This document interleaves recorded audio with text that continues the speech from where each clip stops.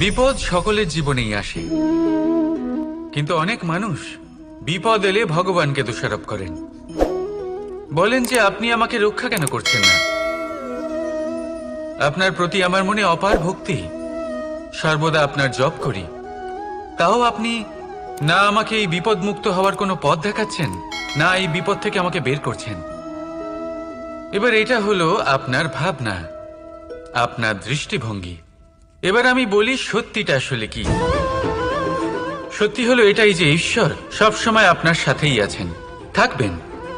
দেখুন সেই বীজের দৃষ্টিভঙ্গির দ্বারা যে মাটির নিচে চাপা পড়ে আছে, তাকে পরিণত হতে হবে এক বিশাল সুন্দর বৃক্ষে। তা তখনই হবে যখন তা ভাঙবে, ভাঙবে তখনই যখন সে উত্তাপ পাবে। উত্তাপ কোত্থেকে পাবে? সূর্যের তাপ থেকে। সূর্যের তাপ থেকে ধরিত্রীও বাঁচতে পারে না, তাকে তা সহ্য করতেই হয়। আর যখন এই ধরিত্রী আর এই বীজ এই দুই তপ্ত হয়ে যায়, তখনই এই প্রকৃতি বর্ষা আনে। আর সেই বর্ষার জলেই এই বীজ এক সুন্দর বৃক্ষে পরিণত হয়। আছেন তো ঈশ্বর আমাদের সাথে সব সময়। সেইভাবেই আপনার জীবনে যদি কোনো বিপদ আসে, কোনো সংকট আসে, তার মানে এটা নয় যে আপনারই কোনো পাপের শাস্তি আপনি পাচ্ছেন। হয়তো ভবিষ্যতে আপনাকে একটা সুদৃঢ় কাঠামো হতে হবে, তার প্রয়োজন আছে। তাই এটা হলো তার ভিত। যতটা শিখবেন, যতটা শক্তিশালী হবেন, ততটাই দৃঢ় কাঠামো হবেন। নিশ্চয়ই দেখেছেন, অলংকার বানাবার পূর্বে সোনাকেও অনেক রকম পরীক্ষা দিতে হয়, আগুনে তপ্ত হতে হয়। সেইভাবেই যদি আপনি কখনো শূরবীর হতে চান, তাহলে লাক্ষাগৃহের তাপ সহ্য করতেই হবে। তাহলে আসুন আমার সাথে বলুন, বন্দে ধর্মা, বন্দে কর্মা, রাধা রাধা। অনেক সময় মানুষ অতীতকে দেখেন আর তখন অহংবোধে পরিপূর্ণ হয়ে ওঠেন। কখনো বর্তমানের দিকে তাকান, ভবিষ্যতের দিকে তাকান আর পরিতৃপ্তিতে ভরে ওঠেন। কেন বুঝতে পারেন না একটা সহজ কথা? এই যে সৃষ্টি, এই সৃষ্টি হলো একটা বড় চক্র, যা বারংবার আপনার কাছে ফিরে আসবেই। কঠিন থেকে কঠিনতর পরীক্ষায় আপনাকে নিযুক্ত করবে, যাতে আপনাকে উত্তীর্ণ হতেই হবে।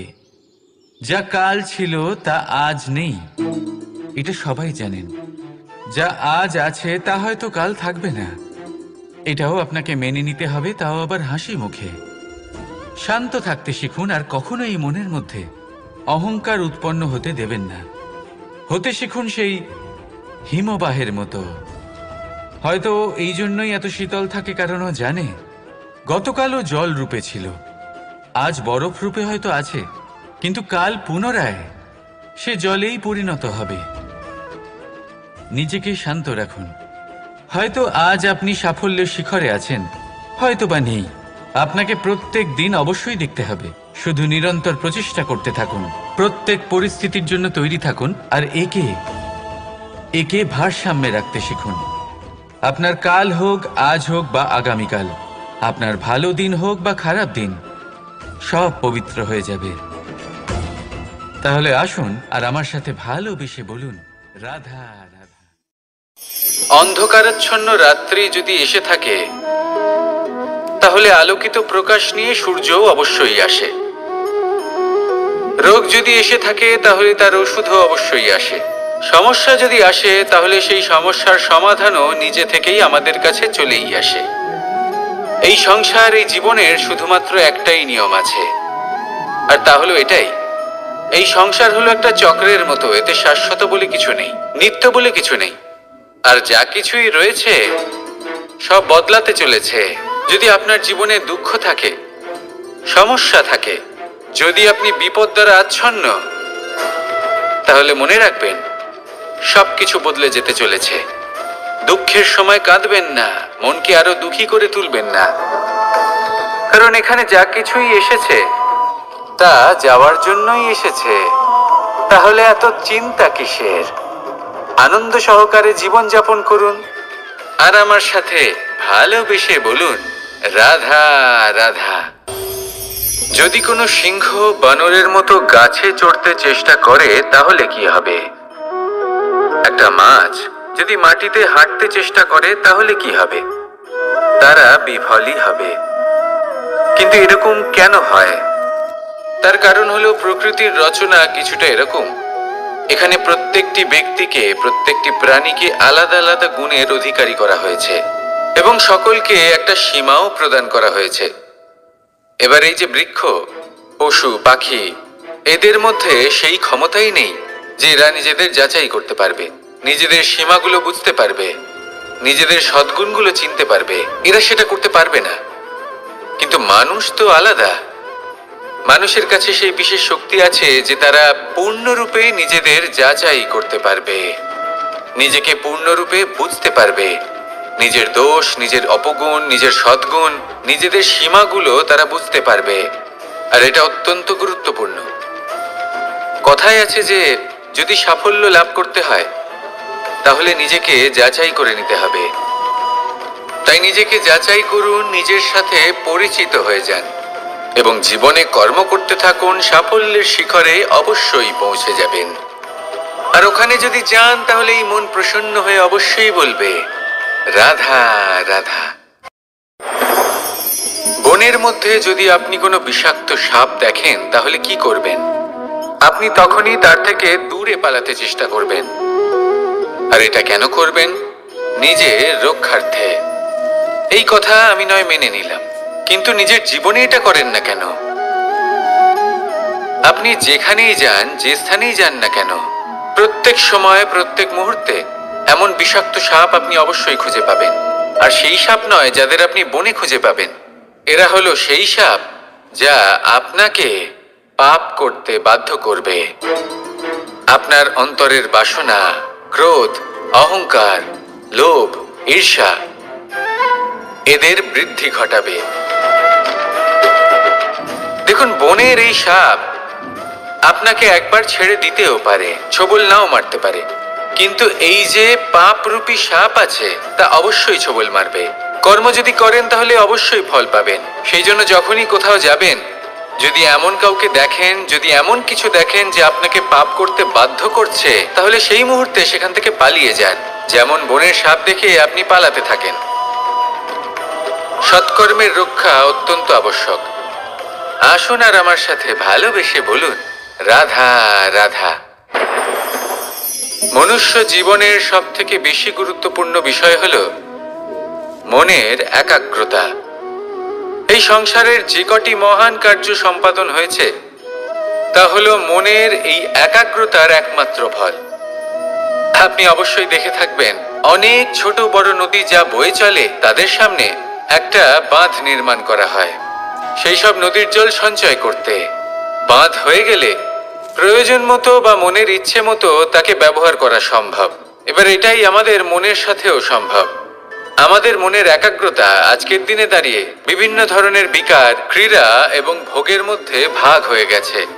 একে একত্রিত করতে হবে, একটা বাঁধ নির্মাণ করতে হবে, কর্মের বাঁধ। আপনাকে শুধু এটাই করতে হবে, যেটা উচিত কর্ম সেটাই করুন, যেটা অনুচিত কর্ম সেটা করা থেকে নিজেকে বিরত রাখুন। ব্যাস, এই কাজটাই আপনি করতে থাকুন, করতে থাকুন। মনের মধ্যে একাগ্রতার বাঁধ নির্মাণ করুন। আর একবার যদি তা নির্মাণ হয়ে যায় তাহলে যখন চাইবেন, যেখানে চাইবেন, যতটা চাইবেন একাগ্রতা প্রয়োগ করতে পারবেন। আর একবার যদি আপনি এটা শিখে যান তাহলে এই সংসারকে বদলে ফেলার মতো কাজ আপনি করতে পারবেন, সমাজকে শোধরাবার মতো কাজ করতে পারবেন। তাহলে এই মনকে একাগ্র করুন আর আমার সাথে ভালোবেসে বলুন, রাধা রাধা।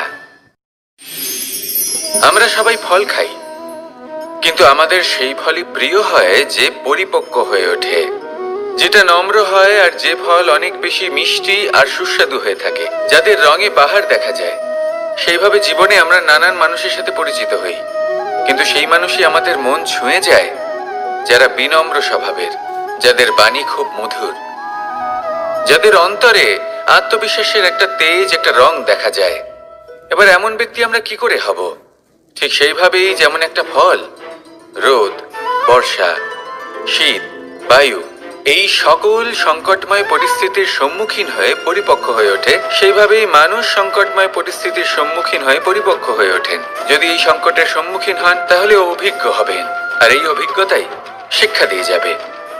এই অভিজ্ঞতা আমাদের শিখিয়ে দেয় যে আমাদের বিনম্র থাকতে হবে। অহংকার করে কোনো লাভ নেই। মধুর বাণীর যে কি মূল্য তা আমরা শিখতে পারি। এই অভিজ্ঞতাই আমাদের বুঝিয়ে দেয় যে উচিত অনুচিত কোনটা আমাদের দৃষ্টিভঙ্গি তৈরি করে, আর এই দৃষ্টিভঙ্গি দ্বারা আত্মবিশ্বাস জাগ্রত হয়। সেই জন্য জীবনে কখনো বিপদ থেকে দূরে পালাবেন না, সেগুলোর সম্মুখীন হন, অভিজ্ঞতা লাভ করুন, তার থেকে শিক্ষা লাভ করুন, এইভাবেই পরিপক্ক হবেন। আসুন আমার সাথে ভালোবেসে বলুন, রাধা রাধা। ধন সঞ্চয় করা সম্ভব, আর সেই জন্য ধন সব থেকে বেশি মূল্যবান সম্পত্তি নয়। এবার আপনি বলবেন, এ আমি কি বলছি? এই ধন খুব মূল্যবান, আমরা সকলে অর্জন করতে ব্যস্ত। সেটা এই কারণে, কারণ আপনারা জানেন না এই সংসারের সব থেকে বেশি মূল্যবান সম্পত্তি কি। এ হলো সেই সম্পত্তি যা কখনো সঞ্চয় করা সম্ভব নয়। আপনার কাছে যতই ধন থাকুক তা দিয়ে আপনি স্বাস্থ্য লাভ করতে পারেন, বাড়ি কিনতে পারেন, আদি ইত্যাদি, কিন্তু আপনি যতই ধনী হন না কেন, ফেলে আসা দিনের একটা মুহূর্ত আপনি লাভ করতে পারবেন না। এই একটা মুহূর্ত, এই সময়, এটাই হলো সংসারের সব থেকে মূল্যবান সম্পত্তি। একবার চলে গেলে তা কখনোই ফিরে আসে না। আর এই মুহূর্ত যতই চলে যাক না কেন, আমরা স্মৃতির মাধ্যমে সেগুলি যাপন করতে পারি, তার আনন্দ উপভোগ করতে পারি। আর যার সাথে আমরা সময় অতিবাহিত করেছি তার স্মৃতিতে আমরা চিরকাল জীবিত থাকতে পারি। সেই জন্য সময় সব থেকে মূল্যবান সম্পত্তি, তাকে এইভাবে নষ্ট করবেন না। প্রত্যেকটা মুহূর্ত উপভোগ করুন, আনন্দ করুন, আর ভালোবেসে বলুন, রাধা রাধা। কনক, কি সুন্দর একটা শব্দ। এর অনেকগুলো রূপ রয়েছে, অনেকগুলো অর্থও রয়েছে। প্রথম অর্থ হলো স্বর্ণ, অর্থাৎ সম্পত্তি। দ্বিতীয় অর্থ ধুতুরা, অর্থাৎ গাছের ছোট একটা বীজ, যা কিনা অত্যন্ত শক্তিশালী হয়। যদি বেশি মাত্রায় এর প্রয়োগ করা হয় তাহলে এটা বিষময় হয়ে উঠতে পারে। এই হলো সেই ধুতুরা যার প্রয়োগ মহাদেবের পুজোতে করা হয়। এবার প্রশ্ন হলো এটাই যে এই স্বর্ণ এবং এই ধুতুরার মধ্যে মিল কি রয়েছে। মিল হলো এটাই যে এই দুটোই মানুষকে মত্ত করে তোলে। ধুতুরা মানুষকে তখন মত্ত করে যখন তাকে সেবন করা হয়, কিন্তু স্বর্ণ, ধন, সম্পত্তি, মানুষ সেটা যতটাই অর্জন করে নেয় সেটাই যথেষ্ট। এই স্বর্ণ মানুষের ভাবনা চিন্তা করার ক্ষমতাকে বশ করে ফেলে। মানুষ সম্পত্তির লোভে মত্ত হয়ে ওঠে, কারণ যে যত চমৎকারী, যতটা অমূল্য হয় তাকে সামলানো কিন্তু ততটাই কঠিন, তাই না? তাই মনে রাখবেন, ধন, স্বর্ণ, সম্পত্তি এগুলো ধুতুরার থেকেও অনেক বেশি বিষাক্ত হতে পারে। তাই এর ওপর আত্মসংযমের একটা কবচ পরিয়ে রাখবেন এবং বিবেকের শক্তির সাথে এগুলো প্রয়োগ করুন, তবেই কল্যাণ হবে। আসুন আমার সাথে ভালোবেসে বলুন, রাধা রাধা। মানুষের জীবনে তিনটি গুণ অত্যন্ত প্রয়োজনীয়: শ্রদ্ধা, বিনম্রতা, যোগ্যতা। যদি জ্ঞান লাভ করতে চান তাহলে শ্রদ্ধার প্রয়োজন, যদি মান লাভ করতে চান তাহলে স্বভাবে বিনম্র হওয়া প্রয়োজন, আর যদি মনোবাঞ্ছিত স্থান লাভ করতে চান তাহলে যোগ্যতার প্রয়োজন। বিষয়টা সহজ। শ্রদ্ধা আপনাকে জ্ঞান দেবে, নম্রতা আপনাকে মান, আর যোগ্যতা উচিত স্থান দেবে। কিন্তু যদি আপনি এই তিনটি গুণ সম্মিলিত করেন তাহলে এমন কিছু লাভ করবেন যা এই সব কিছুর থেকে অনেক ঊর্ধ্বে। সম্মান। আর এ হলো সেই সম্মান যা প্রত্যেক মানুষের নিজের জীবনে লাভ করতে চেষ্টা করা উচিত, কারণ এই হলো সেই সম্মান যার কারণে আপনি চলে যাওয়ার পরেও এই সংসার আপনাকে ভালোবাসবে আর মনে রাখবে। আসুন আমার সাথে ভালোবেসে বলুন, রাধা রাধা। জীবনে গতি অত্যন্ত গুরুত্বপূর্ণ, মতিও হলো গুরুত্বপূর্ণ, এবং তার থেকেও বেশি গুরুত্বপূর্ণ হলো সঙ্গতি। একটা জলের ফোঁটা, তার মধ্যে গতি থাকে, প্রকৃতির মধ্যে তা লাভ করার ইচ্ছে নিহিত থাকে। কিন্তু এই যে সঙ্গতি, তা নির্ধারিত করে যে এই জলের ফোঁটা ঝিনুকের মুখে পড়ে মুক্ততে পরিণত হবে, নাকি বিষাক্ত সাপের মুখে পড়ে বিষে পরিণত হবে। এবার দেখুন, এই জঞ্জাল স্বর্ণকারের দোকানের সামনেও থাকে, এবং জঞ্জাল একজন ব্যবসাদারের দোকানেও থাকে। কিন্তু জঞ্জাল যা স্বর্ণকারের দোকানে থাকে, তা ব্যবসাদারের দোকানের জঞ্জালের থেকে অনেক বেশি মূল্যবান, কারণ তার মধ্যে সোনার কণার সঙ্গতি থাকে। সেই জন্য জীবনে সঙ্গতির ওপর বিশেষ গুরুত্ব দেবেন। যেমন সঙ্গতি তেমনই আপনি হবেন। আসুন আমার সাথে ভালোবেসে বলুন, রাধা রাধা। প্রত্যেক প্রাণী ভালোভাবে জীবন যাপন করতে চান, এটা তাদের স্বভাবে আছে এবং ভাবাটা অনুচিত নয়। কিন্তু একটা ভালো জীবনের গুরুত্বপূর্ণ অংশ কোনটা? বসবাসের স্থান, সেই স্থান যেখানে আমরা জীবন অতিবাহিত করি। এবার মানুষ ভাবতে পারেন যে একটা ভালো বাসস্থানের অর্থ কি? সেই স্থান যেখানে সহজে জল পাওয়া যায়, যেখানে শুদ্ধ বায়ু পাওয়া যায়, যেখানে আনাজ উৎপন্ন হয়। এটা জীবনযাপনের জন্য পর্যাপ্ত বটে, কিন্তু ভালো জীবন যাপনের জন্য আরো একটা কথা আপনাকে বুঝতে হবে।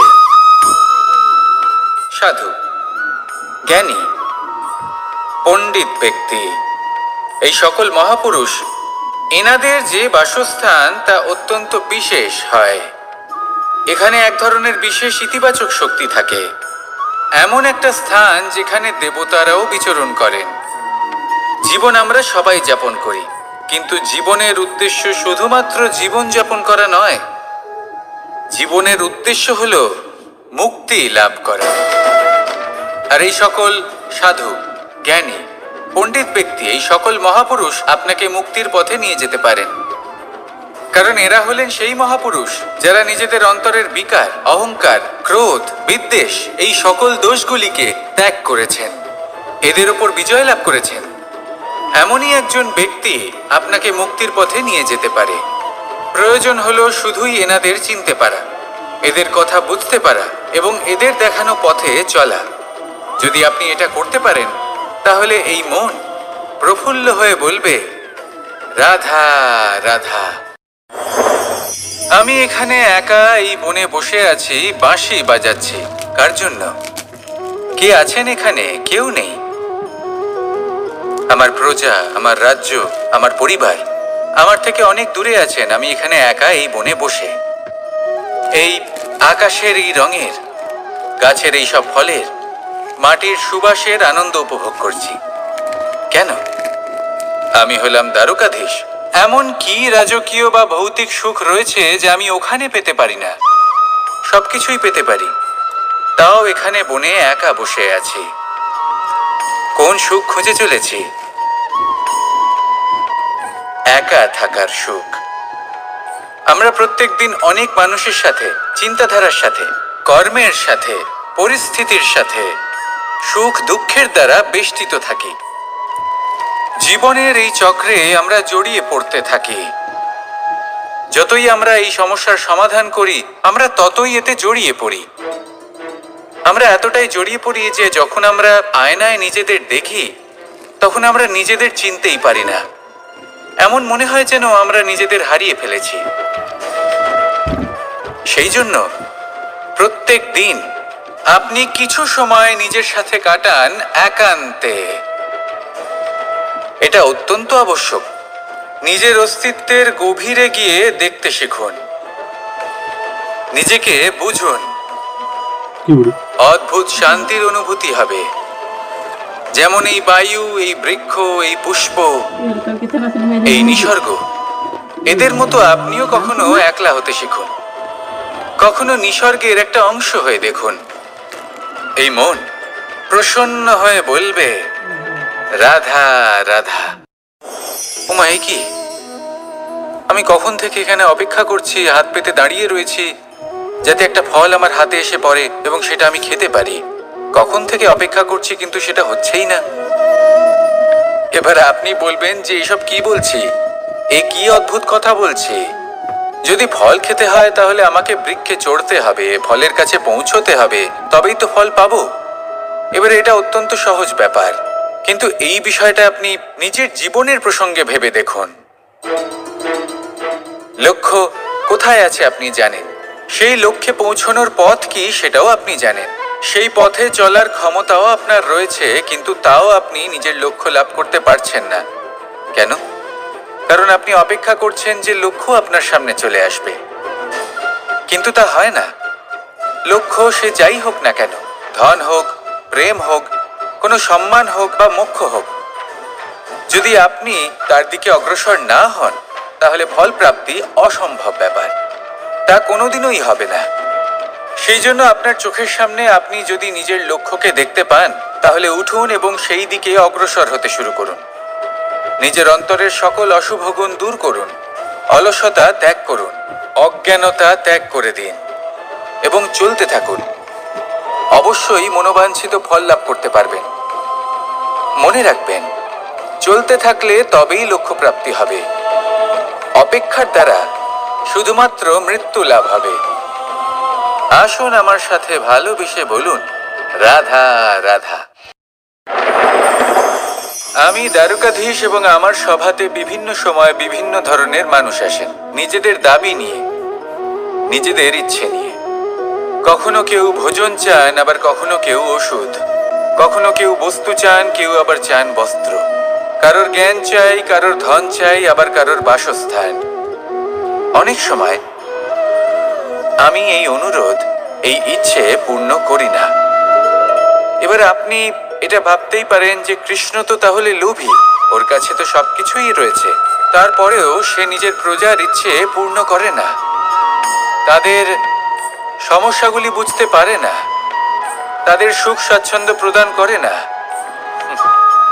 আসল সত্য হলো এটাই যে কোনো সবল ব্যক্তি, যে কোনো গৃহস্থ ব্যক্তি যে কাজ করতে সক্ষম, তার পরিশ্রম দ্বারাই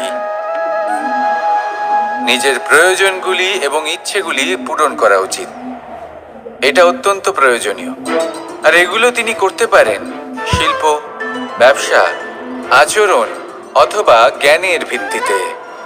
এই পথে চলতে হবে, পরিশ্রম করতে হবে, তবেই সে কিছু অর্জন করতে পারবে। এবার এমন কোনো ব্যক্তি যার এই সব কিছুতে কোনো রুচি নেই, যে কিছুই করতে চায় না, সে কিছুই অর্জন করতে পারবে না। এবার এরকম কোনো ব্যক্তিকে যদি আমি কোনো বস্তু প্রদান করি তাহলে কি হবে? সে পরাধীন হয়ে যাবে, আর সেটা উচিত হবে না। তাহলে কি করা উচিত? তাকে পথ দেখানো, তাকে বোঝাতে হবে যে কোন পথে চলে তুমি নিজের লক্ষ্য প্রাপ্ত করতে পারবে। শিল্প, জ্ঞান, আচরণ এবং ব্যবসা, এই পথে কিভাবে চলে সেটা শেখাতে হবে, আর আমি সেটাই করি। তার ফলে কি হয়? ব্যক্তি স্বাধীন হয়ে যায়। সংসারে সে যা চাইবে তাই প্রাপ্ত করতে পারবে, কখনো কারোর থেকে কিছু চাইবার প্রয়োজন পড়বেই না। এই কথাটা সবসময় মনে রাখবেন। যখনই দান করবেন তা ভাবনা চিন্তা করে এমন ভাবে দান করবেন যাতে সামনের ব্যক্তি স্বাধীন হতে পারেন, পরাধীন নয়। আসুন আমার সাথে ভালোবেসে বলুন, রাধা রাধা। করতে শিখুন। পাণ্ডবরা বন থেকে এসেছিলেন। ওনাদের কাছে না কোনো ধন ছিল, না কোনো সম্পদ, না বিদ্যা। নিজের পরিশ্রমের দ্বারা ওনারা বিদ্যা অর্জন করেছিলেন, আর তার দ্বারাই সম্পদ অর্জন করলেন আর ধনও অর্জন করলেন। এই পাণ্ডব ছিলেন অত্যন্ত কুশল এবং শক্তিশালী। যুধিষ্ঠির নিজের পরিশ্রম দ্বারা এমন জ্ঞান অর্জন করেছিলেন যে এই সংসার ওনাকে ধর্মরাজ যুধিষ্ঠির অভিহিত করেছিল।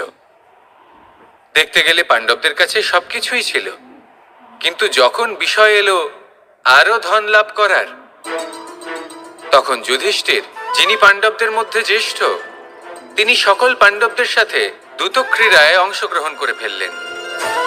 এর ফলে না শুধু ধনলক্ষ্মী, ধর্মলক্ষ্মী, বিবেক লক্ষ্মীকেও হারালেন, আর শুধু তাই নয়, নিজের গৃহলক্ষ্মী দ্রৌপদীকেও হারিয়ে ফেললেন। এর কারণ কি? ভুলে গেলেন খুব সহজ একটা কথা, এই সংসারে সম্মান এবং সাফল্য দুটোই পরিশ্রমের দ্বারা লাভ করতে হয়। কিন্তু দ্যুত ক্রীড়ার এই খেলা আমাদের ভাগ্যের উপর নির্ভরশীল। এই সংসারে দুটি পথ রয়েছে, একটা পথ যেখানে কর্ম এবং পরিশ্রমের দ্বারা আপনি নিজের পথ নিজেই রচনা করতে পারবেন, আর দ্বিতীয় পথ হলো যেখানে এই ভাগ্য এক মুহূর্তে আপনাকে শিখরেও পৌঁছে দিতে পারে, আবার ধূলিসাৎ করে দিতে পারে। আপনি কোন পথ বাছবেন সেই চয়ন আপনারই। আসুন আর আমার সাথে ভালোবেসে বলুন, রাধা রাধা। কোনো এক সময়ের ঘটনা এটা। মা এবং বাবা হাটে গিয়েছিলেন, তখন আমি আর দাদা গিয়েছিলাম গরু চড়াতে। আমরা বাড়ি ফিরে এলাম, আর মা সেই সময় একটা কাজ করতেন, যখনই হাটে যেতেন দরজা তালা বন্ধ করে যেতেন। উনি খুব ভালো করে জানতেন যে যদি ওনার এই মাখন চোর সঠিক সময়ে পৌঁছে যায় তাহলে এক ফোঁটাও মাখন আর অবশিষ্ট থাকবে না। এবার ঘটনা কিছুটা এরকম হলো যে মা আর বাবা মাঝে মাঝে হাটে যেতেন, তাই মাঝে মাঝেই দরজা তালা বন্ধ করতে হতো। যখন মা আর বাবা ফিরে এলেন তখন বাবা ভুলে গিয়েছিলেন যে এই চাবির গোছা থেকে ঠিক কোন চাবিটা দরজার তালা খোলার জন্য উপযোগী। উনি চেষ্টা করতে শুরু করে দিলেন, একটার পর একটা চাবি দিয়ে উনি চেষ্টা করতে থাকলেন, কিন্তু সেই দরজার তালা তো খুলতেই চাইছিল না। ওনার মাথা থেকে ঘাম পড়তে শুরু করলো। তখন মা বললেন যে তালা ভেঙে দেওয়া যাক। মা চলে গেলেন, আর বাবা বললেন না না দাঁড়াও, আর কিছু চাবি বাকি আছে, এটা হয়তো খুলতে পারবো। মা হাতুড়ি নিয়ে চলে এলেন সেই তালা ভাঙার জন্য, আর তখনই বাবা শেষ চাবিটা প্রয়োগ করলেন আর দরজার তালা খুলে গেল। যদি উনি চেষ্টা না করতেন তাহলে এই তালাটাও ভেঙে যেত আর চাবিটাও নষ্ট হয়ে যেত, ঠিক কিনা? এবার এই ঘটনাটা আমি দেখেছিলাম, আর আমার মনে হলো যে কখনো কখনো এই চাবির গোছার মধ্যে থেকে শেষ চাবিটাও কিন্তু জীবনের দরজা খুলে দিতে পারে। সেজন্য আপনি যদি জীবনে সাফল্য লাভ করতে চেষ্টা করেন, নিজের লক্ষ্যে পৌঁছতে চান, তাহলে হার মানবেন না। হয়তো দেখবেন আপনার পরবর্তী প্রচেষ্টা বা এই অন্তিম প্রচেষ্টা আপনাকে সাফল্যের পথে নিয়ে গেল। তাই নিরন্তর প্রচেষ্টা করতে থাকুন, জীবনে সাফল্য লাভ করুন। যজ্ঞের আগুনকে শুভ বলে মনে করা হয়, আর সেখানেই চিতার আগুনকে অশুভ মনে করা হয়। এমনটা কেন হয়? এখানে বিষয়টা হলো লক্ষ্য, বিচার এবং সঙ্গের।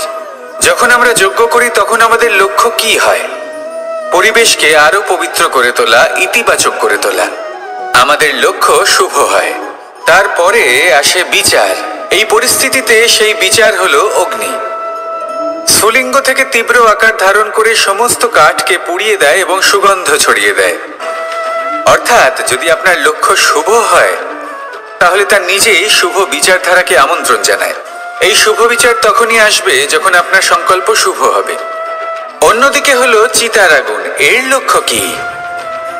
একটা দেহকে পরধামে পৌঁছে দেওয়া। সবার শেষে সবকিছু আপনার উপরে নির্ভরশীল যে আপনি কোনটা চয়ন করতে চান। আপনার লক্ষ্য যদি শুভ হয় তাহলে আপনার বিচার এবং সঙ্গতি আর তার পরিণাম সবই শুভ হবে। আসুন আর আমার সাথে ভালোবেসে বলুন, রাধা রাধা। এই সংসারের প্রত্যেক বস্তুর, প্রত্যেক পরিস্থিতির, প্রত্যেক আবেগের দুটি দিক আছে। এর মধ্যে পার্থক্য করা সম্ভব শুধুমাত্র দৃষ্টিভঙ্গির দ্বারা। যদি কোনো ব্যক্তি পর্বত শিখরে দাঁড়িয়ে থাকেন তাহলে উনি এটাই দেখতে পাবেন যে এই জলের ধারা সমুদ্রের দিকে বয়ে চলেছে। আরেক ব্যক্তি যিনি সমুদ্রের কাছে দাঁড়িয়ে আছেন তার এটাই মনে হবে যে এই জলের ধারা সমুদ্রের দিকে আসছে। এখানে বিষয়টা হলো দৃষ্টিভঙ্গির, আর এটাই সময়ের সাথেও হয়ে থাকে। অনেক সময় মানুষ চিন্তিত হয়ে পড়েন, ত্রস্ত হয়ে পড়েন যে তার কাছে হয়তো খুব কম সময় আছে, তাতে তিনি অনেক কিছুই করতে পারবেন না, আর একটু সময় থাকলে খুব ভালো হতো। তিনি এইভাবেও ভাবতে পারেন যে অল্প হলেও সময় বাকি তো রয়েছে, অর্থাৎ যা অবশিষ্ট আছে তাকে সংরক্ষণও করা সম্ভব। তাতে জীবন যাপনও করা সম্ভব। আর এটা নির্ভর করছে আপনার উপর। তাই দৃষ্টিভঙ্গি ইতিবাচক রাখুন। জীবনে দুই ধরনের আবেগ রয়েছে যার কোনো মূল্য নেই। আমার কথার অর্থ এটা নয় যে এদের কোনো গুরুত্ব নেই। গুরুত্ব যথেষ্টই রয়েছে, শুধু এদের জন্য আপনাকে কোনো মূল্য দিতে হয় না। প্রথম আবেগ হলো আনন্দ, প্রসন্নতা। এটা আপনি যে কোনো জায়গায় খুঁজে পেতে পারেন যদি আপনি খুঁজে পেতে চান। আপনি কোনো পুষ্পের সৌন্দর্য দেখে প্রসন্ন হতে পারেন। বায়ুর কারণে যখন একটি বৃক্ষ শিহরিত হয় সেটা দেখে আপনি প্রসন্ন হতে পারেন। একটা ছোট্ট শিশুর কলরব শুনেও আপনি প্রসন্ন হতে পারেন। একটা ক্রন্দনরত বালককে হাসিয়ে আপনি প্রসন্ন হতে পারেন। সবকিছু আপনার উপর নির্ভরশীল। সেখানে আরেকটি আবেগ হলো দুশ্চিন্তা। মানুষ বড়ই দুশ্চিন্তা করতে থাকে। আজ আমি এই কাজ করেছি, সেই বিষয়ে চিন্তা। আজ আমি এই কাজ করতে পারিনি, সেই বিষয়ে চিন্তা। কাল আমাকে এই কাজ করতে হবে, সেই নিয়ে চিন্তা। আমি কি সেই কাজটা করতে পারবো, সেই বিষয়েও দুশ্চিন্তা। চিন্তা সর্বত্র রয়েছে, যার জন্য মূল্য দিতে হয় না। যত চান আপনি একত্রিত করতে পারেন। একটা গুরুত্বপূর্ণ কথা মনে রাখবেন, প্রসন্নতা জীবনের একটা নতুন সূত্রপাত। সেখানে দুশ্চিন্তা হলো জীবনের চিতার সমান।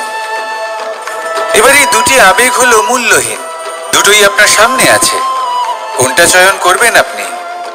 দুশ্চিন্তা নাকি প্রসন্নতা? সিদ্ধান্ত আপনারই। আসুন আর আমার সাথে ভালোবেসে বলুন, রাধা রাধা।